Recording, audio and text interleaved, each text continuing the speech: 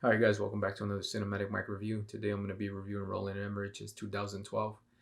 There came a time in my life where I realized what to select a film that you'd want to see, you'd have to connect the director to it, the director to the films that you love. That way you could follow a good film, something that you'd enjoy. And that's something that I realized when I was younger. I realized connecting the director would be the best way to select a movie. And I liked Independence Day, so I connected that Roland Emmerich was the director of that. He not only was the director of that, he was the director of The Day After Tomorrow, which was another film that I really enjoyed when I was younger. So when 2012 came out, I was excited to see it. And at the time, I was just into action adventure films. I wasn't that into storytelling. And that's why I ended up watching 2012 was because of Roland Emmerich. And I was a fan of mostly action adventure. I didn't know about storytelling yet the way I know story now. The film stars John Cusack, who I recently reviewed in 1408.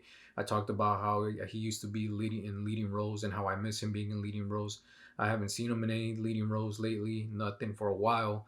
But I think he's a good actor, and I think he should be in more films that are known that are out in theaters. But so far, I haven't seen him in a long time. The film's about the world coming to an end with these hurricanes, these volcanoes, the Earth's crust is destabilizing, causes these big earthquakes. This, the movie is based off of a theory that used to happen. I remember when everyone was talking about this in school about how 2012 was going to be the end of the world. I guess it was like our Y2K, and they really thought like the Mayans came up with this theory that this is going to be the official date where the world's going to come to a complete end. And I guess Hollywood found a way to benefit off of it by making a movie about it. At first, the story starts really well with the suspense is building up, the tension gets serious, and I really like how it starts off and it gets you hooked into with the tension that it has when they're barely finding out that things are about to happen and you're getting introduced to these characters. The little subtle things of like, oh, that eerie feeling of something's coming was what I liked about it. And I think that's more better than actually throwing it all in your face because when I saw the film, you actually realize that there's just way too much action, too much destruction going on where it's like feels like it's overdone. And got lost there where I wasn't seeing any storytelling. I was just seeing destruction and people yelling and running away, and that's all it was. So one thing I said is maybe if the destruction was a little bit, there's that saying that less is more, and I thought maybe that if there is less destruction, even if I mean there does have to be destruction because it's 2012, it's the end of the world, and there has to be destruction in it. But I thought maybe if it's one of those things where the less is more, it would work out better probably, and it would help the story go well. The other thing is there's like a lot of characters in this film. There's like a lot of characters in this film. Sometimes I feel like the film is fighting whether to be a comedy or whether to be something serious. And sometimes I feel like some of the humor is not that funny. Some of it is, but some of it's not. But again, there's that feeling that it's fighting to be either humorous or whether fighting to be serious.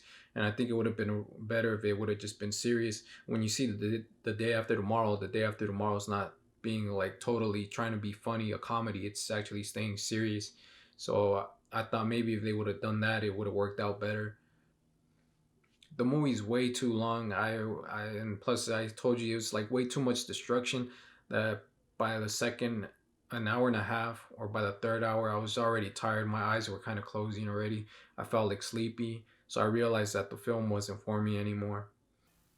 The one thing that bothered me was the characters of this Russian character that comes on, and the Russian character just keeps on saying the same thing every time he comes on. He keeps on saying good, very good, and I feel like they put him in there to be funny for some reason. I feel like sometimes Hollywood just thinks that Russian voices are funny to put in films, and I don't know why they would do that. Like, but it's not something that it really got my attention. That I didn't really enjoy that. It kind of bothered me, and I wish it wasn't there. I gotta say, I can't recommend this film. I can recommend it if you're young and you want to see action adventure. If you're into destruction and all that, a lot of CGI, then this is your kind of cup of tea. But me, I wouldn't recommend it anymore. So that's my review on 2012.